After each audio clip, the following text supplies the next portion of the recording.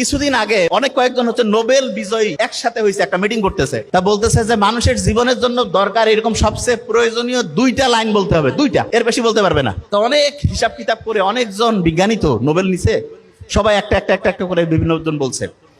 শেষে দুইটা কথা সবচেয়ে বেশি পছন্দ হয়েছে, সবচেয়ে বেশি ভোট পেয়েছে। তার মধ্যে প্রথম কথাটা কোনটা জানেন? যে অবস্থায় আপনি আছেন শুকরিয়া আদায় করেন।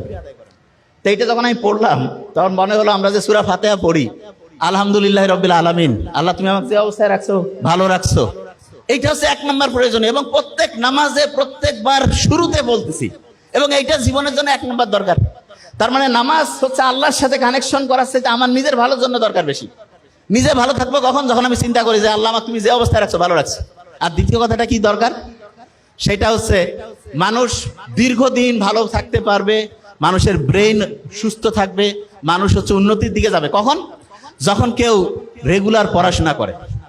কোরআনের প্রথম যে আয়াতটা নাজিল হইলো কি ছিল? প্রথম আয়াতটা পড়ো তোমার প্রভুর নামে, ঠিক না? পড়ার কথা বলছে। তা আল্লাহ কিন্তু নাজিল হওয়া প্রথম কথাটা পড়ার সাথে, কোরআনে আমরা যখন সূরা ফাতিহার প্রথম যে আয়াতটা দিয়ে নামাজ শুরু করে প্রত্যেক রাকাতে, সেটা কি ছিল? প্রথম রাকাতে প্রত্যেকবারে বলতেছি, সেটা কি? সেটা হচ্ছে শুকরিয়া জানাচ্ছে আল্লাহর কাছে। তার মানে মানুষের জন্য যেটা সবচেয়ে প্রয়োজনীয় আল্লাহ কিন্তু সেট করে দিয়েছেন। এখন দেখেন, আপনারা আবু লাহাবের নাম শুনছেন না? আবু লাহাব সম্বন্ধে কিন্তু কোরআনে আল্লাহ বলেই দিয়েছে একদম স্পষ্ট করে যে সে জাহান্নামে যাবে। এবং আবু লাহাব যদি ইসলাম কবুল করতো তাহলে কিন্তু কোরআন ভুলে যেত, বুঝলি? কারণ আল্লাহ নিজে বলছে যে ও জাহান্নামে যাবে। কিন্তু দেখেন, আল্লাহ কিন্তু মানুষের অতীত, বর্তমান, ভবিষ্যৎ সব জানে। কারণ আল্লাহর কাছে টাইমের কোনো হিসাব কিতাব নাই, সব একই, সব কিছু ওনার কাছে স্থির, কোনো কিছু আগে পিছে কিছু নাই।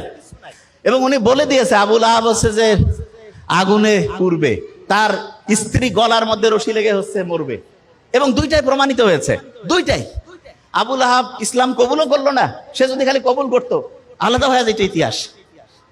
এসে বলতে পারতো যে আল্লাহ আমি ইসলাম কবুল করলাম, তোমার কোরআন তো মিথ্যা হয়ে গেল। কারণ কোরআনে তো বলেই দিয়েছে যে আবু লাহাব অনেক কয়েক বছর বেঁচে ছিল যখন এই কোরআনের আয়াত নাজিল হয়েছে, কিন্তু তারপরে উনি কিন্তু ইসলাম কবুল করতে পারে নাই। এবং